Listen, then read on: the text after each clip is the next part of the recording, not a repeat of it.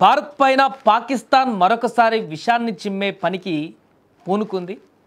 ఎప్పుడు ఎక్కడ ఎలాంటి వివాదం నెలకొన్నా లేకుంటే పాకిస్తాన్కి ఇబ్బందులు ఎదురైనా కూడా దాన్ని అధిగమించలేక భారత్ వైపు చూపించేటువంటి బుద్ధి పాకిస్తాన్కి అలవాటు. కాబట్టి మరొకసారి అలాంటి వ్యాఖ్యలు చేసింది. దానికి సంబంధించిన డీటెయిల్స్లోకి వెళ్ళే ముందు బిగ్ అప్డేట్ ఒకసారి చూద్దాం.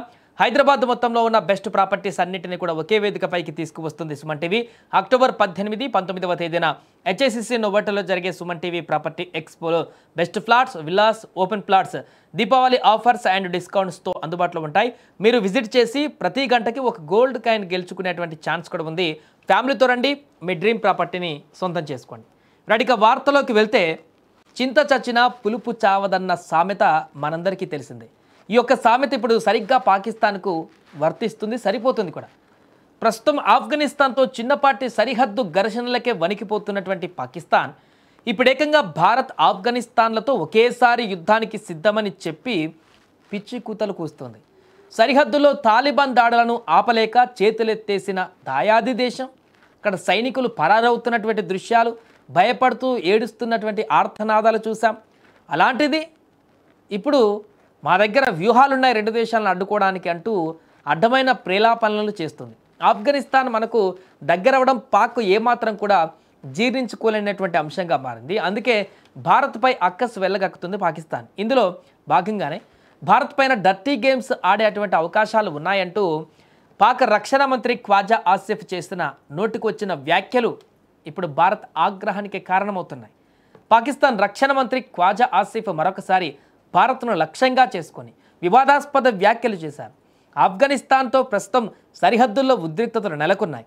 ఈ సమయంలోనే ఒక టీవీ ఇంటర్వ్యూలో ఆయన మాట్లాడారు. ఈ సందర్భంగా భారత్తో కూడా సరిహద్దు ఘర్షణలు తీవ్రమైతే పరిస్థితి ఏంటని ప్రశ్నించగా మంత్రి ఊహించని సమాధానం ఇచ్చారు. అవును, దానిని కొట్టిపారేయలేం. ద్విముఖ యుద్ధానికి పాకిస్తాన్ సిద్ధంగా ఉంది. అందుకు మా వద్ద వ్యూహాలు ఉన్నాయి. వాటి గురించి నేను చర్చించను అని అత్యుత్సాహం ప్రదర్శించాడు. భారత్పై అక్కసు, ఆఫ్ఘన్పై అబద్ధాలు, ఈ రకమైనటువంటి వర్షన్లు అక్కడ కనిపించాయి. అంతేకాకుండా సరిహద్దు వెంట భారత్ డర్టీ గేమ్స్ ఆడేందుకు అవకాశాలు ఉన్నాయంటూ కూడా నిరాధార ఆరోపణలు మరొకసారి చేశాడు. భారత్ ఆఫ్ఘన్ స్నేహం వల్లే తమపై దాడులు జరుగుతున్నాయని కూడా పాకిస్తాన్ ఆరోపణలు చేయడం ఇక్కడ గమనార్హం. ఆఫ్ఘనిస్తాన్ విదేశాంగ మంత్రి ఢిల్లీలో ఉన్నప్పుడే పాక్ పైన దాడులు మొదలయ్యాయని, భారత్ ఆదేశాల మేరకే తమపైన దాడులు జరిగాయని కూడా పాక్ రక్షణ మంత్రి ఆరోపించాడు. భారత్ తరపున ఆఫ్ఘనిస్తాన్ తమపైన పరోక్ష యుద్ధం చేస్తుందంటూ కూడా ఖ్వాజా ఆసిఫ్ పచ్చి అబద్ధాలు అత్యంత నమ్మకంగా చెప్పారు. వీళ్ళ అబద్ధాలు చెప్పడంలో దిట్ట. అందరికీ తెలిసిందే, కాబూల్ పైన దాడి చేసిన తర్వాత ఆఫ్ఘనిస్తాన్ పాకిస్తాన్ యుద్ధం మొదలైందన్నటువంటి విషయం. యుద్ధం మీన్స్ ఆ ఘర్షణ. వైమానిక దాడులకు తెగబడి కాబూల్లో పాకిస్తాన్కి సంబంధించిన సైన్యం నేరుగా యుద్ధానికి ప్రేరేపించింది. ఆ తర్వాత ఆఫ్ఘనిస్తాన్ దాడి చేసింది. ఇది జరిగిన విషయం అందరికీ తెలుసు ప్రపంచానికి. ఈయన ఏం చెప్తున్నాడు, ఈయన రక్షణ శాఖ మంత్రి మళ్ళీ ఫస్ట్ దాడి ఆఫ్ఘనిస్తానే చేసిందంట. అది కూడా భారత్ ప్రేరేపించడం వల్ల ఆ తర్వాత పాకిస్తాన్ ధీటైన సమాధానం ఇస్తుందంట. ఇంత పచ్చి అబద్ధాలు చెప్పడంలో పిహెచ్డి కాదు, అంతకు మించినటువంటి చదువులు చదవడం పాకిస్తాన్కే సాధ్యమవుతుంది. ఖ్వాజా ఆసిఫ్ కేవలం భారత్ పైనే కాదు, తమ దేశంలో నివసిస్తున్నటువంటి ఆఫ్ఘన్ శరణార్థులను కూడా టార్గెట్ చేశారు. ఆఫ్ఘన్ శరణార్థుల వల్ల పాక్ ఎలాంటి ఉపయోగం లేదు, పైగా శరణార్థులు ఉగ్రవాద చర్యలకు పాల్పడుతున్నారని కూడా ఆరోపణలు గుప్పించాడు ఆయన. పాక్లో అక్రమంగా నివసిస్తున్నటువంటి వారిని గుర్తిస్తున్నామని కూడా చెప్పారు. వారు వెంటనే మా దేశాన్ని వీడాలని కూడా ఆయన హెచ్చరిక జారీ చేశారు. ఆఫ్ఘనిస్తాన్తో సరిహద్దు ఉద్రిక్తతలు పెరిగిన నేపథ్యంలో శరణార్థుల సమస్యను కూడా పాక్ రాజకీయం చేస్తుంది. మొత్తానికి కేవలం ఆఫ్ఘాన్నే ఎదుర్కోలేనటువంటి పాక్ ఇప్పుడు ఒకేసారి రెండు దేశాలతో యుద్ధం చేయగలమని చెప్పి పిచ్చి కూతలు కూస్తుండడం ఆ దేశంలో ఉన్నటువంటి ప్రజలే ఇప్పుడు జీర్ణించుకోలేక పూర్తిగా వీళ్ళను తిట్టేటువంటి పరిస్థితి.